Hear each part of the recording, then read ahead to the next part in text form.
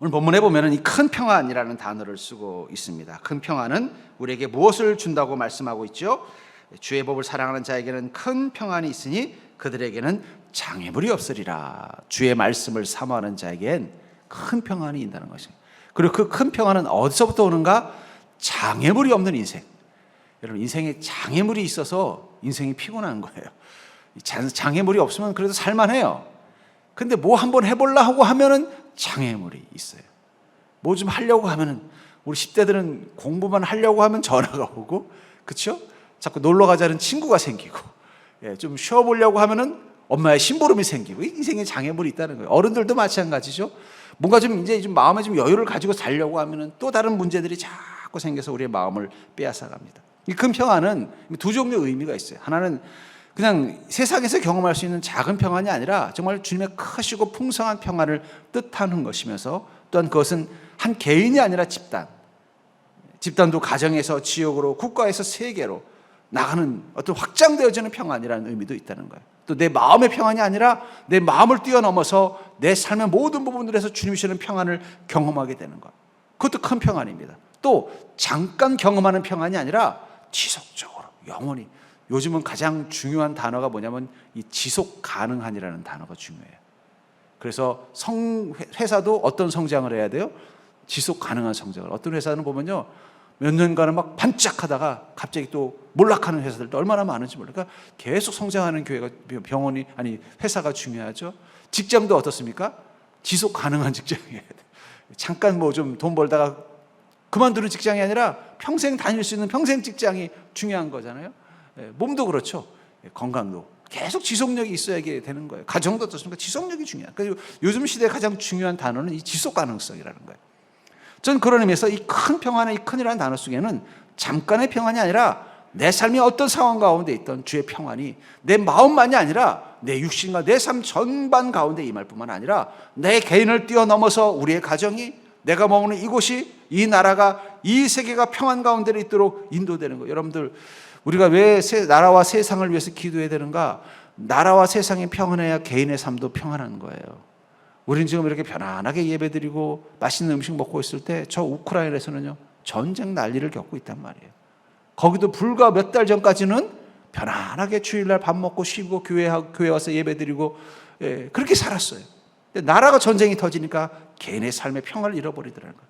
그러니까 여러분, 우리가 이 세상을 위해서 왜 기도해야 되는가? 세상이 평화로워야 우리도 평화로운 것입니다. 국가를 위해서도 기도하셔야 돼요. 국가의 지도자들을 위해서 기도해야 되고, 국가의 어떤 여러 가지 뭐 경제적으로 또 정치적으로 군사적으로 이끌어가는 리더들을 위해서도 왜 기도해야 되느냐? 그들이 지혜롭게 이 땅을 평화롭게 만들어줘야 우리 삶도 그 평안 가운데 임하기 때문입니다. 무엇보다도 우리 믿는 자에게 그 평안의 출발점은 하나님으로부터 오는 것입니다. 그래서 하나님이 주시는 평안, 이 땅에서 줄 수 있는 평안이 아니라 하나님이 주실 수 있는 큰 평안을 무엇이라고 표현하냐면 샬롬의 복이라고 말하고 있다. 샬롬의 복. 그 샬롬의 복이 우리 가운데 임할 때 우린 정말 큰 평안, 만족할 수 있는 평안, 감사할 수밖에 없는 평안, 지속되어지는 평안, 내 삶의 모든 부분에서 경험되는 평안을 경험할 수 있다는 것입니다. 근데 문제는 이 큰 평안을 우리가 누리는 것을 도저히 못 견디는 존재가 있죠. 그게 누구예요? 마귀가 숨어있는 세상이라는 거예요. 그 마귀는 우리가 절대 하나님이 주시는 그 샬롬을 누리는 것을 원하지 않기 때문에 우리 삶 가운데 장애물을 심어 놓습니다. 그리고 그 장애물이 우리라고 그 평안을 누릴만 하면 잃어버리고, 누릴만 하면 잃어버리고, 누릴만 하면 빼앗기는 고통을 경험하게 만들어 주는 것입니다. 그런 우리 삶 가운데 주님께서 주시는 그 큰 평안, 샬롬의 평안을 누리게 하시기 위해서 주님이 우리에게 주신 선물이 무엇인가? 그것을 오늘 본문은 뭐라고 말씀하고 있어요? 주의 법을 사랑하는 주님의 말씀이라는 거예요. 왜 하나님께서 우리에게 말씀을 주셨는가? 왜 예배에서 이 설교자의 설교가 예배의 중심으로서 역할을 할 수밖에 없는가? 그것은 주의 법이 우리 인생의 장애물을 제거해서 우리가 큰 평안을 누리는 삶을 살 수 있도록 만들어주는 하나님이 보내주신 선물이기 때문입니다. 그래서 주님의 말씀을 따라서만 잘 산다면, 내가 주의 법을 사랑하듯 주님의 말씀을 따라 잘 사는 인생을 살게 되면은 우리 삶에는요, 인생의 장애물들이 하나씩 하나씩 제거되는 거예요. 제가 우리 성도님들이 소위 복을 받는 시간을 경험하는 성도님들을 보면요, 그 복을 받는다는 게 뭔가 보면 결국 인생의 장애물들이 어떻게 되는 거예요? 하나님의 은혜 가운데 그걸 제거해 주는 게 느껴지는 거예요. 그 장애물이 없어지니까 어떻게 돼요? 편탄하게 가는 거예요. 빨리 갈 수 있는 거예요. 풍성하게 갈 수 있는 거예요. 장애물만 없어도 하나님의 복이 내 삶 가운데 누려지는 기쁨은 우리가 상상한 것 이상으로 큰 것입니다. 그러니까 여러분, 인생에서 가장 중요한 기도 제목 중에 하나가 뭐냐면, 제발 내 인생 가운데 장애물이 없게 해달라는 거 중요해요. 장애물이 없는 것만으로도 중요해요. 그렇다면은 말씀을 따라 사는 인생에게서 제거되는 그 장애물, 그것을 통해서 큰 평안의 복을 누리는 인생을 살게 되기 위해서는 우리는 어떤 장애물들을 주님의 말씀을 통해서 제거해 나가야 될까요? 그것들을 잘 제거해 나가면 그 순간 여러분들이 경험하는 것이 바로 큰 평안이라고 오늘 본문은 말하고 있다는 것입니다. 먼저 우리는 주님의 말씀을 가지고 우리 마음의 장애물을 먼저 제거하셔야 돼요. 절대로 주의 말씀으로 마음의 장애물을 제거하자. 로마서 7장 11절에 보면은 죄가 기회를 타서 계명으로 말미암아 나를 속이고 그것으로 나를 죽였는지라. 이것은 말씀의 계명을 율법으로 바꿔서 우리가 죄를 짓게 한다라는 의미도 있지만, 또 다른 말로 표현하면요, 우리가 말씀을 따라 살지만 그 속에서 숨겨져 있는 죄는 어떻게 된다는 거예요? 틈만 나면 나를 속여서 내가 그 말씀이 주는 풍성함과 은혜를 누리지 못하도록 나를 죽이는 역할을 하는 게 바로 이 죄라는 거예요. 여러분, 우리 안에 죄가 있다는 걸 왜 우리가 심각하게 생각해야 되는가? 그 죄는 절대로 얌전하게 있지 않을 것이기 때문입니다. 지금은 그 죄가 드러나지도 않고 내 삶에 영향을 주는 것 같지도 않아요. 그래서 어떻게 생각해요? 이 정도 죄는 하나님도 다 이해하시겠지. 남들도 다 그렇게 사는데. 근데 어떠한 죄도 절대로 여러분들 안에서 얌전히 있지 않는다는 거예요. 결정적인 순간만 기다리고 있는 거예요. 어떤 순간요? 내가 장애물에 걸렸죠. 넘어질 만한 순간이 되면 갑자기 얌전할 줄 알았던 그 죄가 확 드러나서 그걸로 인해서 내가 실패하게 만들어버린다. 전에 가게에 흐르는 저주를 끊어라라는 책이 있었습니다. 물론 그게 이단 논쟁에 휘말리기도 했었어요. 왜냐하면 이 저주라는 게 과연 그리스도인에게도 통하는 개념이냐, 이거 가지고 이제 논쟁이 있었습니다만, 그래서 그 다음에 이제 목사님들이 그 책에 공감하면서 이건 다 맞는데 이 저주라는 단어가 좀 문제가 있는 것 같아요. 빼자. 그래서 가게에 흐르는 컴플렉스를 제거하자, 이런 표현이 있습니다만은, 근데 저는 저주라는 단어가 옳지 않다는 건 맞지만 어느 정도 우리 집안에 흐르는 악영향이 있다고 생각해요. 예를 든다면은 아버지가 지독한 이 술꾼이었어요. 그래서 어릴 때부터 그 술꾼인 아버지가 가정에 여러 가지 해악을 끼치는 걸 보고 자란 자녀들. 술만 먹으면 집에 와서 막 난동을 부리고, 또 그 술에 취해가지고 막 와가지고 또 이렇게 막 재산을 탕진하고, 이런 모습을 보고 자란 큰아들이 자기는 아버지처럼 되고 싶지 않아서 늘 조용하고 점잖고 술도 마시지도 않아요. 그러다가 그 아버지 돌아가시고 그 아들은 커서 자기가 아버지가 된 거예요. 그 남들이 보기에는 아버지 안 닮아서 참 점잖고 또 술도 안 먹고 참 착하구나 이렇게 생각했는데, 갑자기 생각지 못한 어떤 문제가 생겼을 때 갑자기 무너지기 시작하는 거예요. 무너지더니 자기 아버지가 했던 그 과오를 똑같이 반복하면서 나타나는 경우들이 많습니다.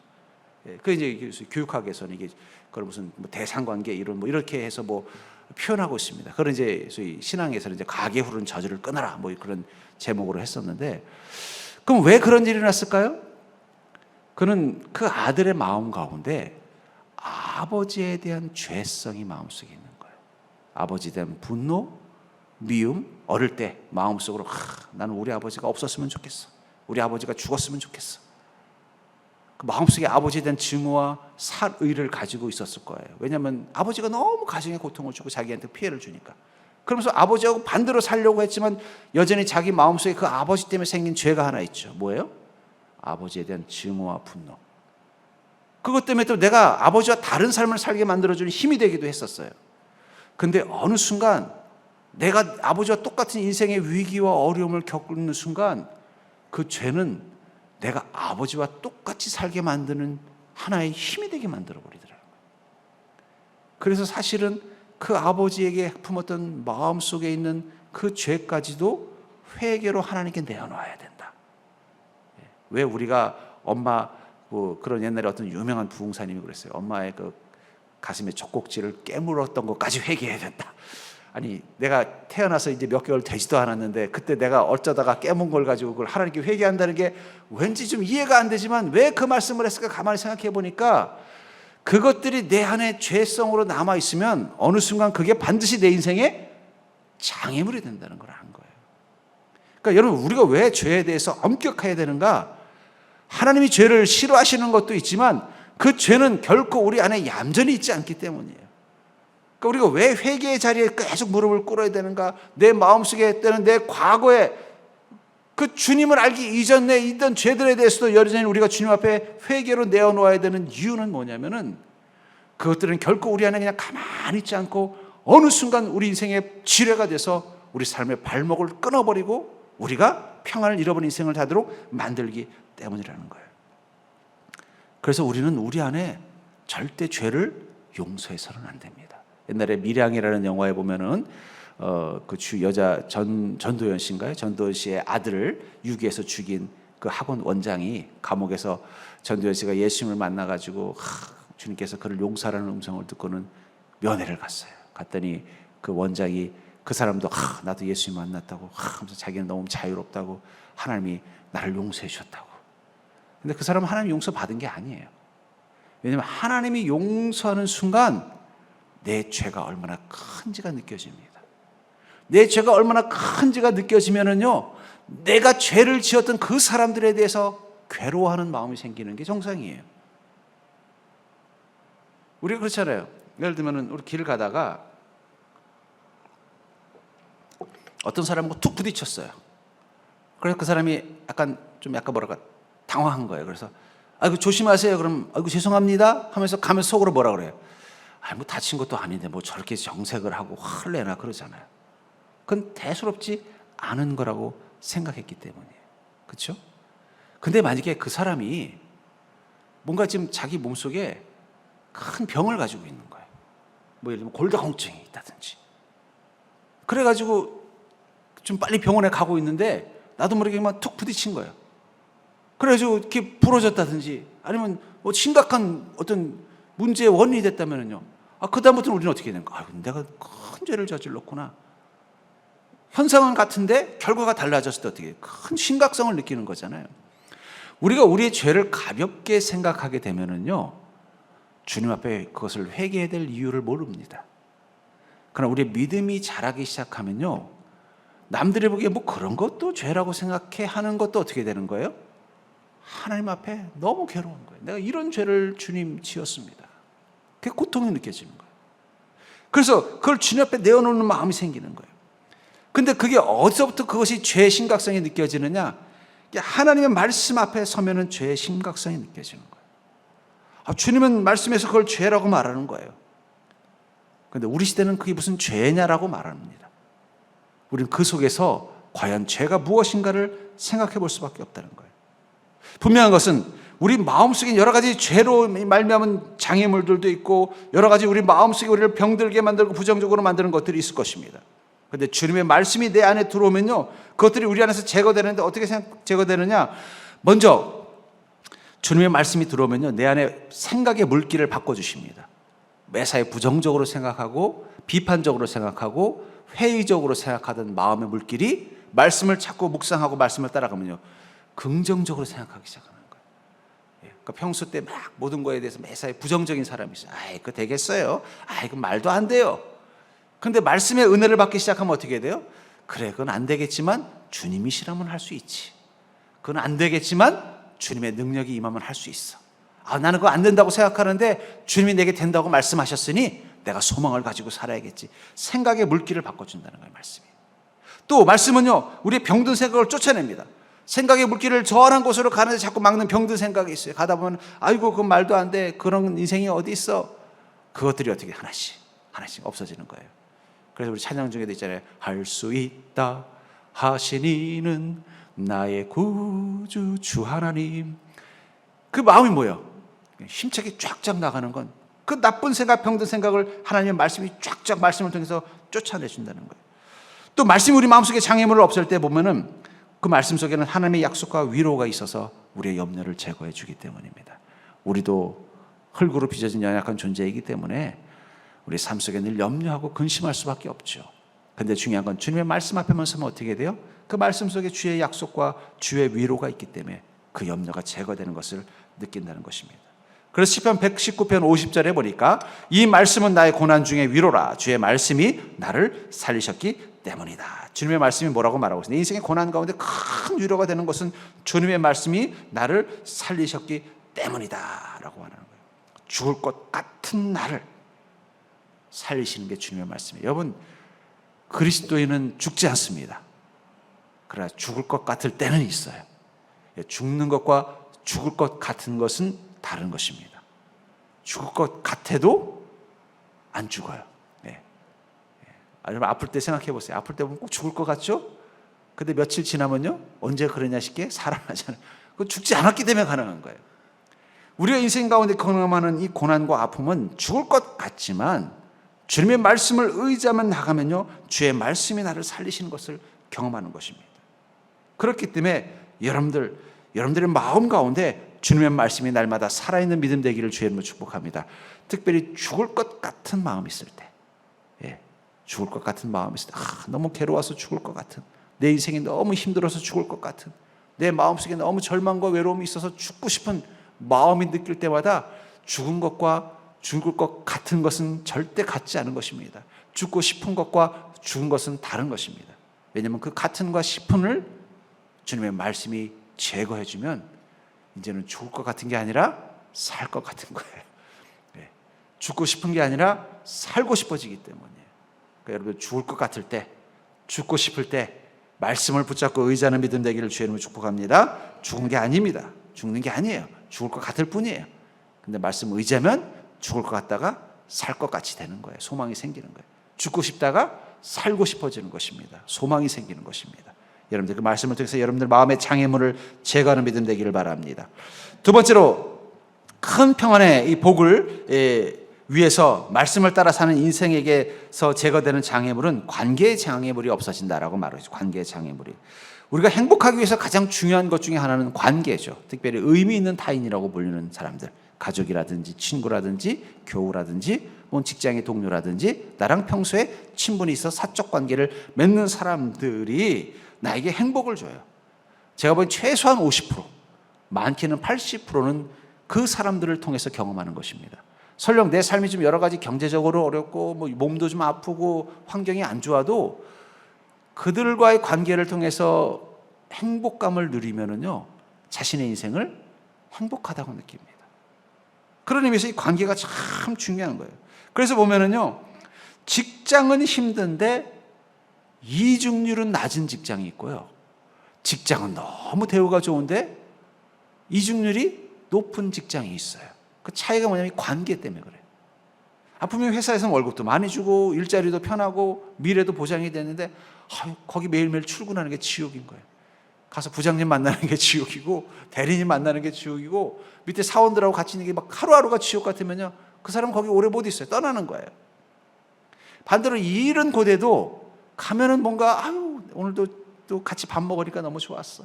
또 힘든데 같이 나누니까 너무 좋았어. 그러면요, 월급 좀 작아도 그냥 계속 있는 거예요. 가정도 그렇죠. 어려워도 가족 간의 관계가 좋으면은요, 행복합니다. 제가 어떤 한 유명한 심리학 그 강사가 소위 성공하는 사람들에 관한 얘기를 하면서 그러더라고요. 관계에 성공하는 사람들이 인생에서도 성공을 한다 하는 얘기를 하면서 어떤 사람이 관계에 성공하는가에 대한 한 예화를 들어줬어요. 이런 내용입니다. 하여튼 아주 고약한 부장을 둔, 팀장인가 부장을 둔 그런 조직이 있었대요. 그 사람 때문에 그냥 다들 너무너무 힘들어한다는 거예요.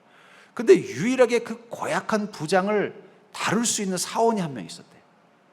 그래서 다른 사원들, 같은 이제 부서 안에 있는 다른 사원들은 막 그 부장이랑 막 너무 힘들어하고 스트레스를 받고 부장님이 좀 바뀌든지 내가 떠나든지 하고 싶다는 막 자꾸 부서를 옮기고 싶은, 회사는 마음에 드는데 부서를 옮겨달라고 자꾸 원성이 오더라는 거예요. 근데 이상하게 그 사원만은 그 부장하고 잘 지낼 뿐만 아니라 그 부장이 잘 챙긴다는 거예요. 그래서 왜 그런가 봤대요. 그랬더니 보니까 이 부장님이 아침에 오면 벌써 신경질부터 부린다는 거예요. 막 꼬투리 잡아가지고 막 화를 낸다는 거예요. 그럼 다른 사원들은 막 부장님 피하려고 이 핑계 저 핑계 대고 막 자리를 뜨고 막 예 해놓고 뒤에 가서 인상 쓰는데, 이 사원은 부장실에 간다는 거예요. 가서는 이렇게 들고 들어가서 왜? 그러면 뭐 부장님 뭐 문제 있으세요? 뭐 어려운 일 있으세요? 그런다는 거예요. 다른 사원들은 부장님 인상 쓰면 도망가기 바쁜데, 이 사원은 뭐로 찾아와가지고 뭐 부장님 뭐 힘드신 거 있으세요? 뭐 좀 제가 도와드릴 일 있어요? 그런다는 거예요. 그러니까 이 부장님이 처음에는 막 뭐 이런 녀석이 다 있어 그러다가 어느 순간 자기의 어려움을 토하기 시작하고, 그러면서 그 사원이 그 문제를 해결해 주는데 앞장서 주더라는 거예요. 예를 들면 부장님이 그 회사 직원 중에 한 명이 자꾸 실적이 안 좋다. 근데 실적이 안 좋은 이유가 이런 것 때문이라서 막 화를 내도 그 사람은 막 인상만 쓰고 그러는데, 와서 이 사원한테 그 녀석 왜 그런지 모르겠어. 그러면 제가 뭘 할 수 있는 일이 뭘까요 부장님? 하고 가가지고 해결해 주더래요. 그럼 부장님 눈에 그놈이 이쁘겠어요? 안 이쁘겠어요? 뭐 이런 고약한 그 이쁜 녀석이 다 있나? 그러니까 잘 되는 거예요. 관계에 성공하니까 이래서 성공하더래요. 그래서 어떻게 해서 이 사람은 그 부장님이 그렇게 화를 내면 다른 사람들은 막 스트레스 받아서 도망가는데, 오히려 더 가까이 가서 부장님 뭐 요즘 힘드신 일이 있으세요? 뭐 혹시 뭐 저랑 점심이라도 같이 하시겠어요? 뭐 이러면서 그렇게 하는 비결이 뭔가 봤더니, 그 사람이 그런 마음을 가진 게 가정에서의 복이라는 거예요. 그래서 당신은 어떻게 그런 마음을 갖습니까? 그랬더니 자기가 어렸을 적에 자기 집안이 너무 어려웠대요. 아버지가 사업을 하다 쫄딱 망해가지고 막 빚더미에 앉았다는 거예요. 그래서 이걸 해결하려면 돈이 막 수천만 원 드는데, 어쩌다가 이제 어찌어찌 해가지고 한 100만 원 정도가 이제 좀 소위 이렇게 좀 구해진 거예요. 그러니까 이 100만 원 가지고는 이 문제를 해결할 수 없었기 때문에 이제 소위 말하는 파산하는 거예요. 근데 가족들이 이 100만 원이 모인 걸 보니까 소망이 있다. 빚은 수천만 원 수억인데 100만 원이 확 해결이 되니까 이제 우리 살아날 것 같다. 소망이 있다. 그리고 그날 삼겹살 파티를 했다는 거예요. 그러니까 현실적으로는 뭐예요? 이 100만 원은 그 가정의 문제를 해결하는 데 있어서 큰 도움이 되지 않는 아주 일부분이지만, 중요한 건 그것을 어떻게 본 거예요? 이거 하나님께서 우리 가정에 이렇게 어려운데 이 100만 원을 주신 걸 보니까 우리가 살아날 수 있도록 소망을 주신 거다. 우리가 이제 살 수 있는 기회가 생긴 거다. 아직은 완전히 문제는 해결되지 않았지만 충분히 앞으로 잘 될 거다. 그걸 함께 기뻐했다는 거예요. 그게 자기에겐 평생 잊히지 않다는 거예요. 그래서 인생에 문제가 있을 때마다, 그 문제가 수천만 원짜리든 수억짜리든 문제가 있을 때마다 100만 원만의 소망이 있어도 기뻐해야겠다. 그 긍정적인 마음. 그게 뭐예요? 그 고약한 부장님하고도 별의별 욕을 다 듣고도 그것 때문에 상처 안 받고 친하게 지내서 오히려 그 회사에서 승진도 잘하고 잘 나가는 비결이 됐다는 그 얘기를 보면서, 하나님의 말씀이 그런 능력이 있다는 거예요. 하나님의 말씀이 우리 마음 가운데 들어오면요, 관계의 장애물들을 다 제거해 주십니다. 사도행전 2장 46절에 보면은 이 초대교회 교인들의 모습을 이렇게 말하고 있어요. 날마다 마음을 같이하여 성전에 모이기를 힘쓰고 집에서 떡을 떼며 기쁨과 순전한 마음으로 음식을 먹고, 성령이 충만하고 하나님의 말씀이 임재한 성도들의 모습이 어땠다는 거예요? 날마다 마음을 같이 했다는 거예요. 여러분, 거기 초대교회 성도님들은 다 믿음 좋고 성품 좋고 사람 좋은 사람들만 모였을까요? 그들 중에는 별의별 사람들 다 있었을 것입니다. 그럼에도 불구하고 하나님의 말씀이 그 관계의 벽을 깨서 한 마음이 되게 해준 거예요. 모이기를 힘쓰고 집에서 또 나누고 기쁨과 순전한 마음으로 함께 음식을 나누면서 복된 공동체를 만들었다는 거예요. 어저께 제가 야외를 가면서 너무 행복했던 것 중에 하나가 바로 그것입니다. 사실은 수년 전에 야외를 가다가 포기한 이유가 있어요. 야외 가가지고 두 파가 싸우는 걸 식당에서 저는 봤습니다. 이거 하면 안 되겠다. 우리 단합하려고 하다가 더 싸움만 나겠다. 그다음부터 제가 야외 안 했어요. 근데 어제 보니까 너무너무 은혜가 되는 거예요. 이번에는 오랜만에 가는데 우리 성도님들 다 저기 교회에서 재정, 또 감사하게도 이 코로나 기간 동안에 하나님께서 우리 교회 재정을 다 책임져 주셔가지고 우리 교회가 처음으로 통장에 잔고를 가지고 어디다 써야 되지 고민해 본 거는 제가 10년 사역하면서 최근의 일입니다. 그 전에 맨날 목사님 이번 주 월급 못 나갈 것 같습니다. 맨날 그러면 알겠습니다. 그럼 저 머릿속으로 이쪽 카드를 빼서 저쪽으로 메꿔야 되나 이 고민하고 있었는데, 요즘은 그런 게 없어요. 그냥 알아서 탁탁탁탁 우리 신동욱 집사님이 그냥 한 푼 하루도 안 놓치고 탁탁탁 입금시킬 때마다 얼마나 감사한지 몰라요. 그래서 이번엔 좀 다 우리 뭐 회비 안 걷고 합시다. 그랬더니 우리 성도님들이 웬 후원들을 이렇게 많이 하시는지. 제가 다음 주에는 주보에다 좀 감사하다고 좀 실으려고 합니다. 한 번도 교회에서 좀 뭐 집사님인데 좀 하시죠, 장로님인데 하시죠, 권사님인데 하죠 안 했다는 거예요. 이게 어떻게 가능할까?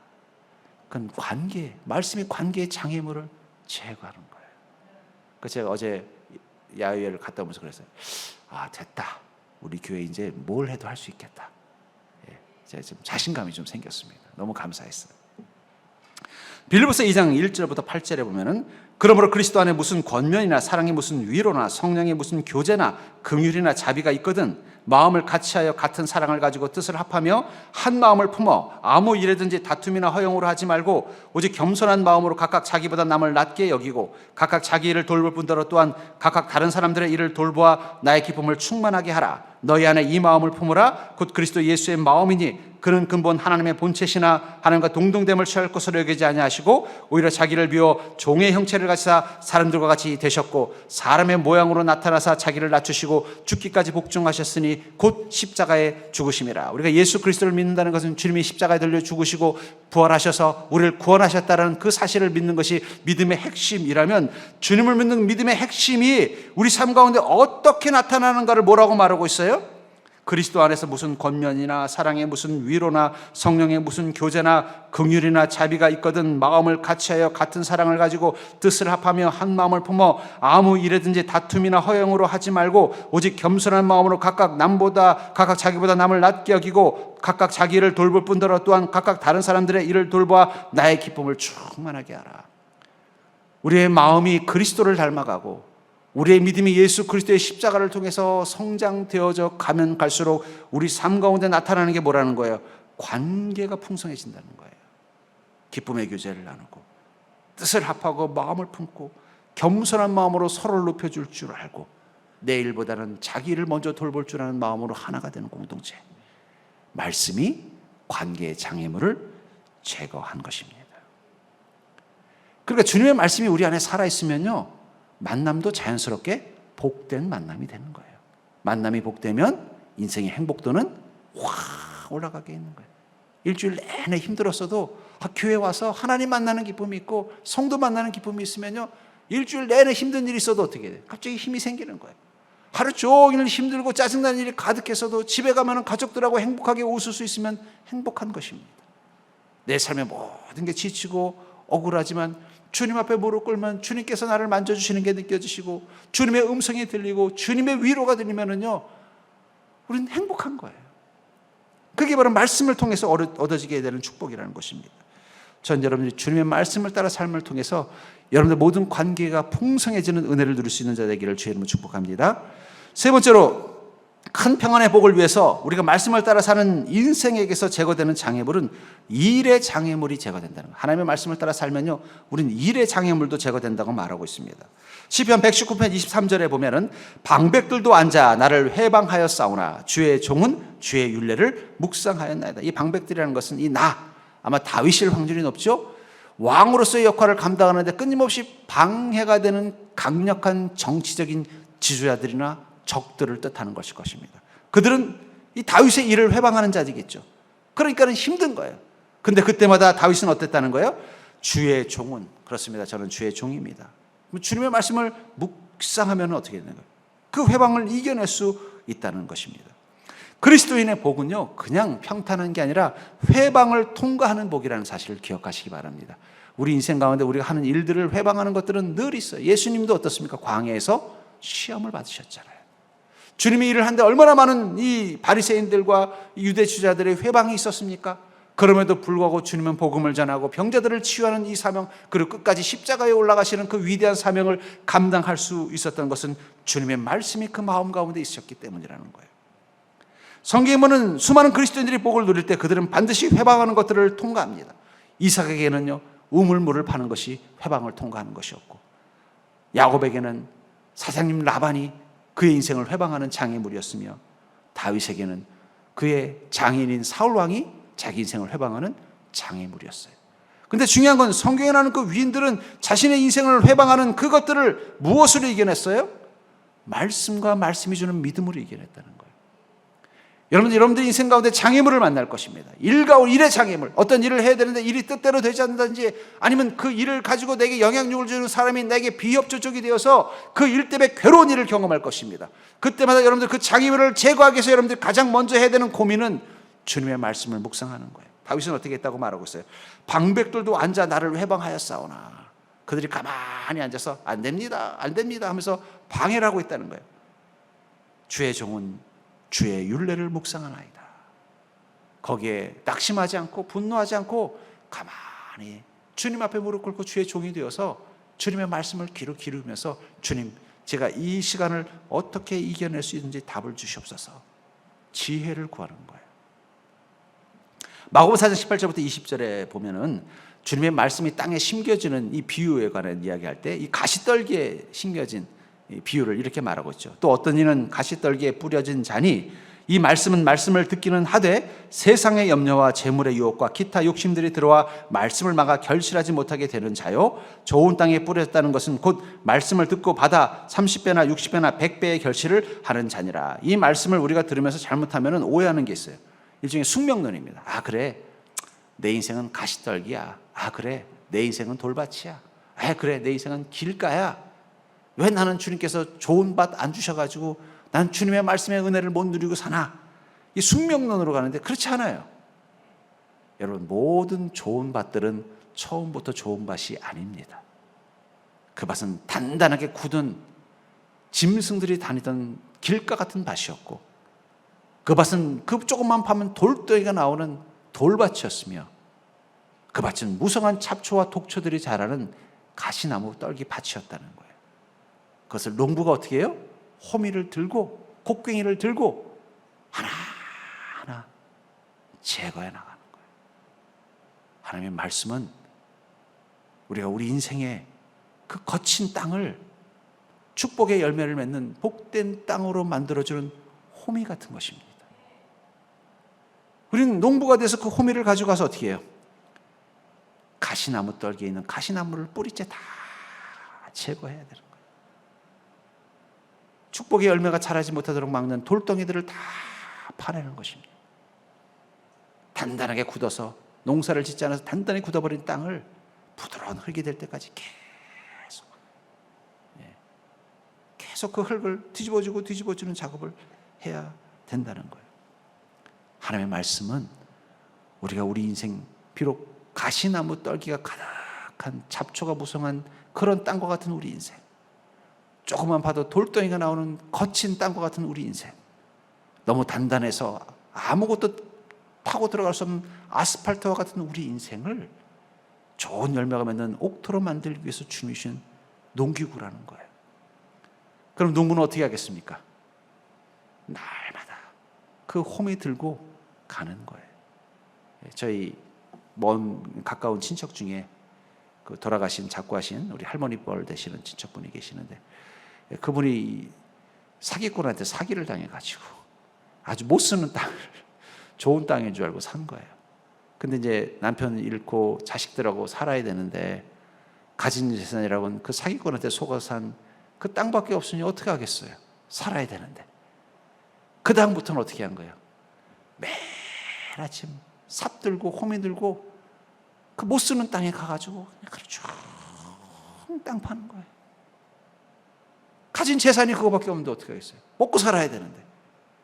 가서 매일매일 돌 파내고, 가서 매일 그 땅 고르고, 그래가지고 드디어 옥토를 만들어 놨어요. 그랬더니 거기서 나는 쌀이 그 동네에서 제일 맛있다 그래서 비싸게 팔린대. 거기 심어놓은 이 복숭아 나무가 열매가 제일 좋다 그래서 서울의 유명한 백화점에다가 납품한대요. 친척인 저희들도 가끔씩 얻어 먹으면 잘 안 줘요. 왜냐하면 이건 비싼 거라고. 근데 그 출발점이 뭐예요? 그 못 쓰는 땅을 그 어머니 할머님이 매일 그냥 아침에 나가면 삽 들고 곡괭이 들고 가서 그 못 쓰는 땅을 개간한 거예요. 다. 평생 그렇게 했더니 그 자녀들은 그 혜택을 누리는 좋은 땅이 되더라는 거예요. 인생도 그렇습니다. 어떡하겠어요?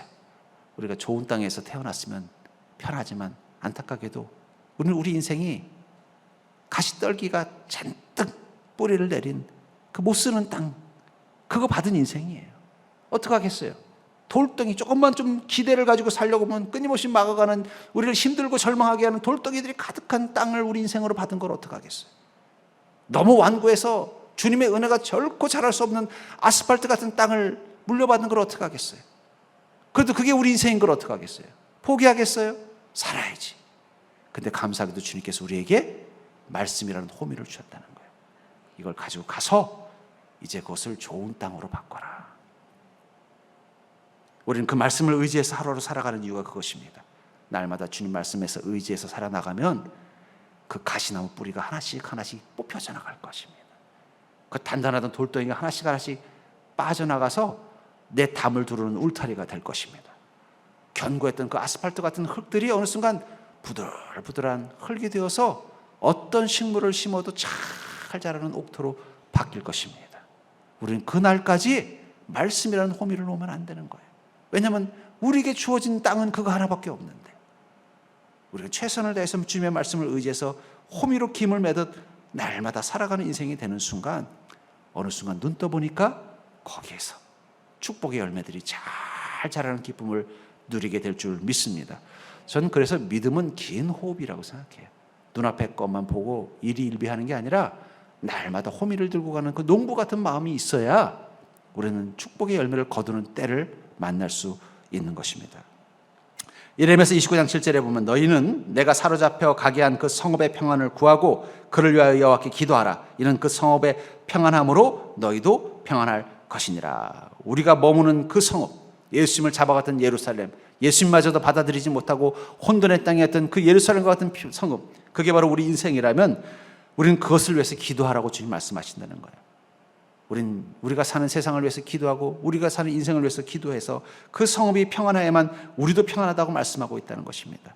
다시 말해서 우리가 이 땅의 큰 평안을 위해서 우리는 주님의 말씀이라는 호미를 들고 날마다 기도하는 마음으로 우리 인생을 믿음 가운데 살아가는 그 순간 혼란스러웠던 세상은 평안을 누리게 될 것입니다.